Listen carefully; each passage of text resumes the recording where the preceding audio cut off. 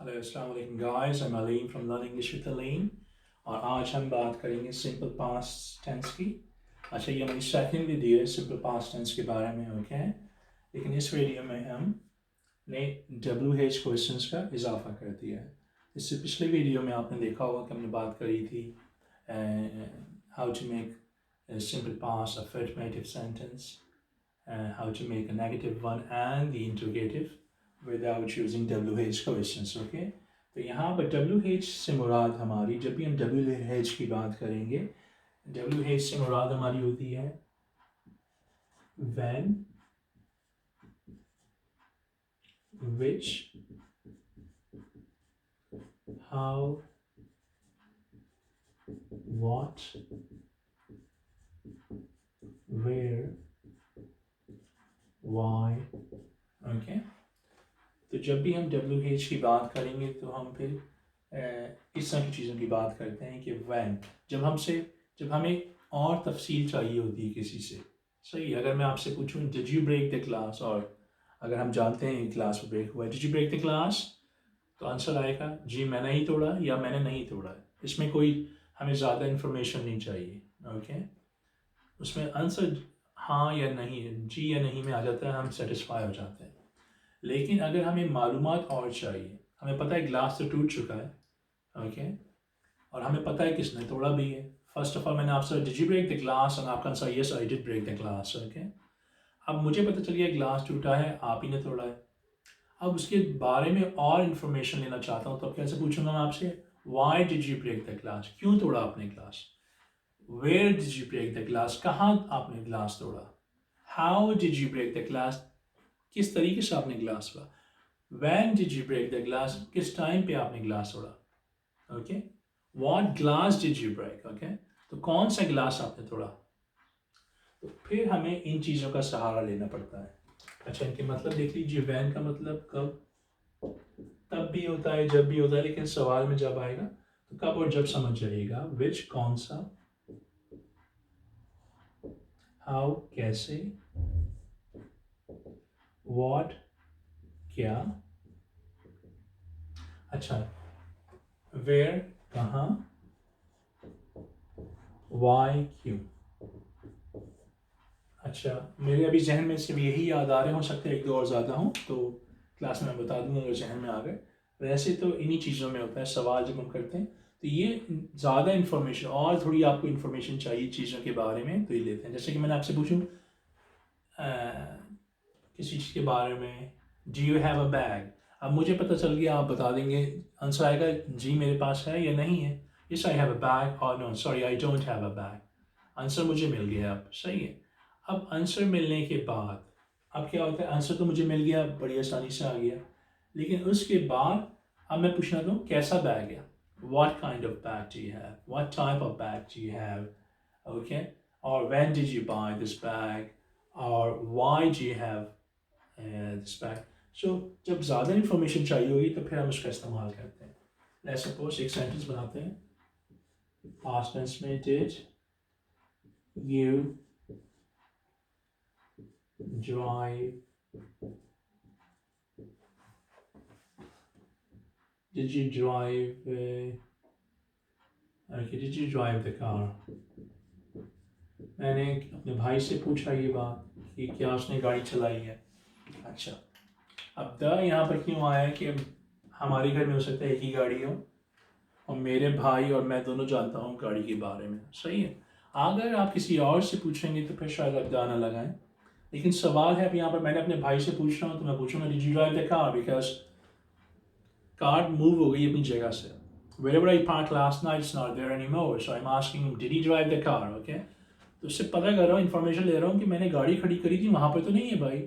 Did you drive the car this morning? Okay. तो यहाँ पे इस तरीके से आंसर आएगा, ओके। हम मॉर्निंग भी लगा सकते हैं, क्योंकि हमें पता है पास्ट में बात हो रही है, जो टाइम गुजर चुका है। Did you drive the car this morning? समझाने के लिए।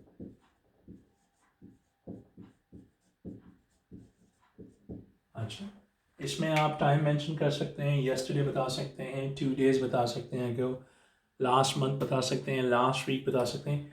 जो टाइम गुजर चुका है और चीज़ हुई उसके बारे में पूछ रहे हैं तो आप लगा सकते हैं। अच्छा यहाँ पे देखिए, did you drive the car this morning. मैंने आपको बताया द क्यों आया, क्योंकि मैं अपने भाई से मुखातिब हूँ और हम दोनों उस गाड़ी के बारे में जानते हैं। अगर नहीं होता तो फिर मैं आ लगाता। Okay, did you drive the car this morning. Okay, एक तो ये सवाल है, क्या आपने गाड़ी चलाई है सुबह। अच्छा, ये तो सिंपल सवाल है कि मैं पता करूँ। अगर मैं इसके बारे में और इन्फॉर्मेशन लेना चाहता हूँ, मैं ये पूछ सकता हूँ। इससे पहले WH लगा दूंगा, Y did you drive the car this morning. आपने गाड़ी क्यों चलाई सुबह। तो अपने भाई से पूछ सकता हूँ, आपने आज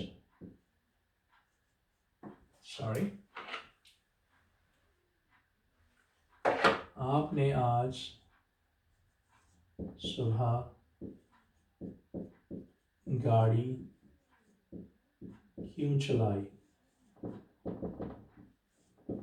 क्वेश्चन मार्क लगा दिया, आपने आज सुबह गाड़ी क्यों चलाई। ओके, अगर ये क्या नहीं होता, वाई नहीं होता था, इसका मतलब ये था did you drive the car this morning, क्या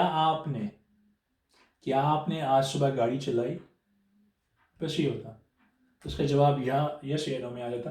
लेकिन अब मैं पूछूं why did you drive the car this morning, because I want to know more about it. Okay, I want him to tell me a bit more about it. Okay, not just answering me yes or no. तो उसके answer बहुत सारे आ सकते हैं। आई okay, Y जब आएगा तो फिर याद रखिएगा, जब आंसर आता है बिकॉज आता है, क्योंकि। ओके, तो Y did you drive the car this morning. अब आप कुछ भी आंसर दे सकते हैं। आपने आज गाड़ी क्यों सुबह गाड़ी क्यों चलाई। पहले इसको उर्दू बना लेते हैं। जवाब दीजिए, आपने आज सुबह गाड़ी क्यों चलाई। क्योंकि मुझे बाजार जाना था। पास्ट टेंस ये था आगे, सही। अब क्योंकि मुझे बाजार जाना था, क्योंकि का मतलब क्या होता है, क्योंकि को कैसे बोलेंगे, बिकॉज। वेरी गुड, यहां पर हम बता देंगे बिकॉज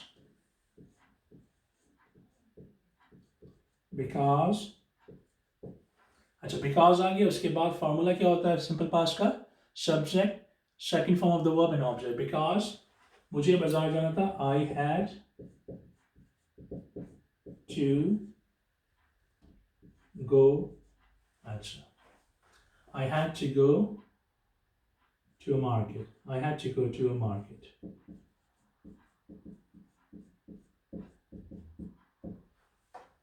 Okay, उन्होंने क्या बोला, because I had to go to a market. मुझे मार्केट जाना था, इसलिए मुझे गाड़ी चाहिए थी।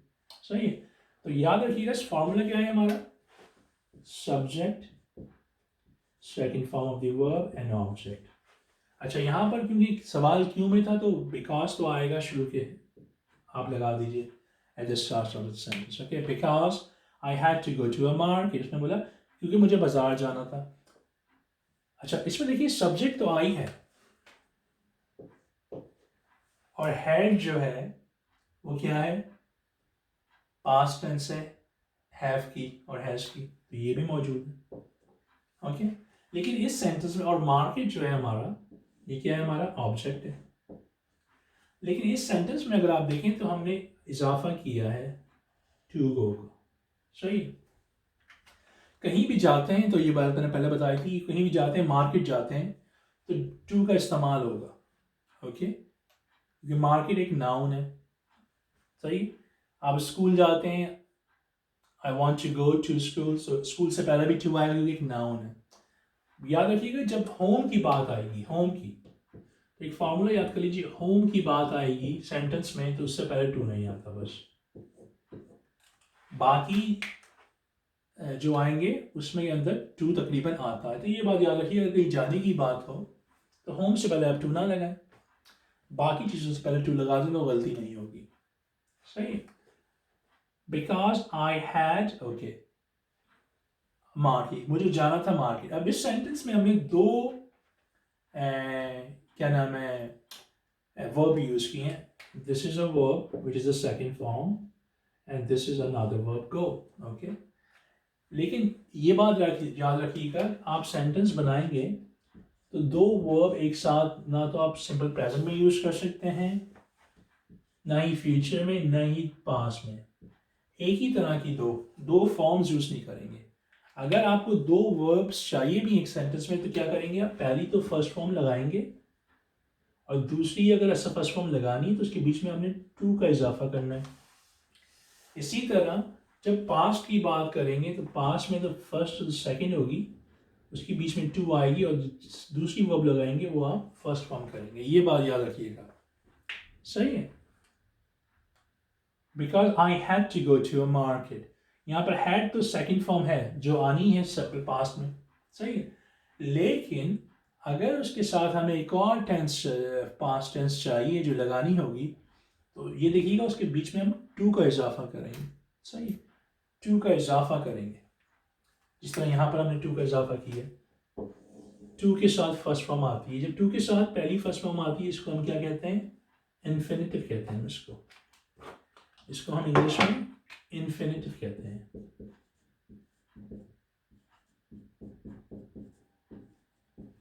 इसी तरह यहाँ पर भी आपको देखें टू के साथ फर्स्ट फॉर्म आई है, तो ये याद रखिएगा जब आपको दूसरी फॉर्म चाहिए होगी फर्स्ट फॉर्म के साथ और सेकंड फॉर्म के साथ तो इन्फिनिटिव लगेगा, बस ये बात याद रखिएगा।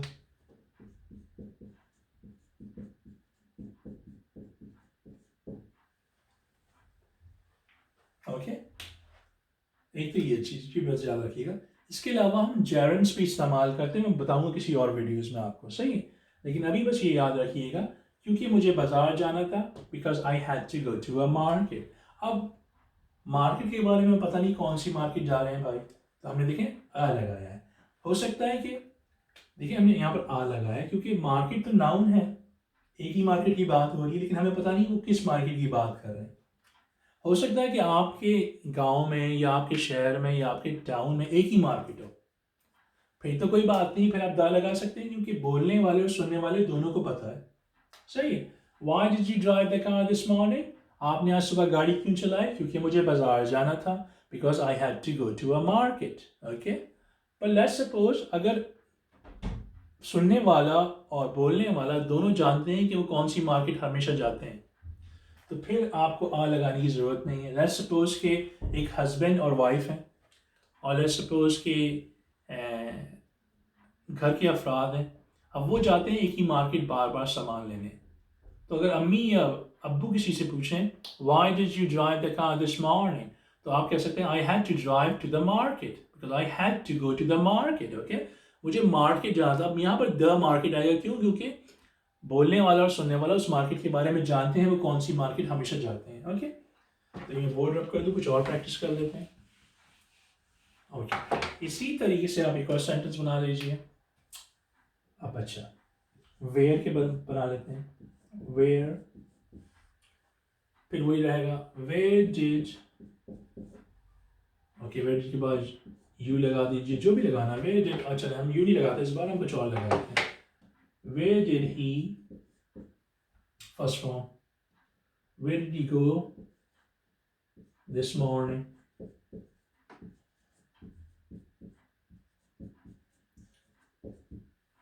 Where did he go this morning, वो कहाँ गए थे सुबह? वो आज सुबह कहाँ गए थे? Where did he go this morning, वो आज सुबह कहाँ गए थे? ओके, अच्छा, इसमें यहाँ पे आज सुबह कहाँ गए थे, ये नहीं कि हम बात कर रहे हैं क्या नाम है ज़्यादा लोगों की बात हो रही है। अगर हो सकता है अबू की बात हो रही हो तो रिस्पेक्ट भी देनी पड़ती है, पोलाइट होना पड़ता है, तो हम बात करते हैं वो आज सुबह कहाँ गए थे। आपने बोलना चाहे वो आज सुबह कहाँ गया था भी हो सकता है, सही है। तो यहाँ पर हमें जो गए थे आया वो पोलाइटनेस के लिए आया, ये बात याद रखिएगा। ये नहीं कि वो ज़्यादा लोग हैं, ऐसी बात नहीं। आपने करना चाहे हो वो आज सुबह कहाँ गया था कर लीजिए, सही है। अच्छा, तो इस तरीके से हमारे सिंपल पास्ट टेंस जब हम डब्ल्यू एच का क्वेश्चन लगाते हैं तो बनते हैं। इसी तरह सिंपल प्रेजेंट टेंस में भी ऐसे ही होता है, बस डब्ल्यू एच का क्वेश्चन आ जाएगा, चीज़ें वैसी रहती हैं। तो कुछ सेंटेंस बनाता हूँ मैं, तो उसकी थोड़ी सी प्रैक्टिस करते हैं। और ये करना है आपने कि उसको, मैं कुछ सेंटेंस बनाता हूँ, आप घर पे प्रैक्टिस करके बनाइए।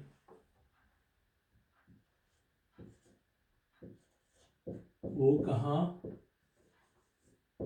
चले गए? ओके। अच्छा याद रखिएगा, जब ये बात याद रखिएगा, वेयर, वैन, हाउ, ये चीज़ें आती हैं सवाल में तो ये बीच में आती हैं, ठीक है, वो कहाँ चले गए, वो क्यों चले गए। लेकिन जब सवाल अगर इनसे शुरू ना होता हो, लेकिन सवाल हो जैसे डिड से शुरू होता है, डू से, तो क्या आता है सवाल के पहले, ये बात याद रखिएगा, कंफ्यूज है।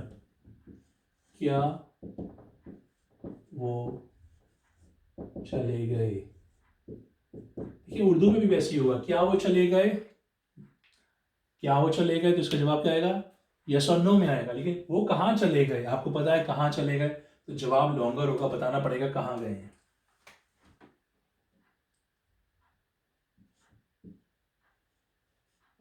उन्होंने मुझे क्यों नहीं बताया। अच्छा ये चीज भी याद रखिएगा, हम पास्ट टेंस बना रहे हैं सारे, ओके।